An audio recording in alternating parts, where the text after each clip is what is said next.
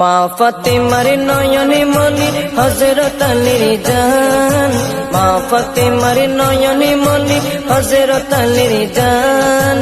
ইমামে হোসেন শহীদ হলো কারবালার ময়দান, ইমামে হোসেন শহীদ হলো কারবালার ময়দান।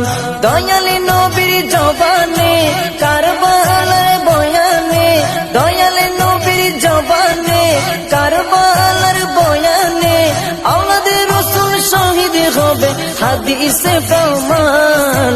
ইমামে হোসেন শহীদ হলো কারবালার ময়দান, ইমামে হোসেন শহীদ হলো কারবালার ময়দান।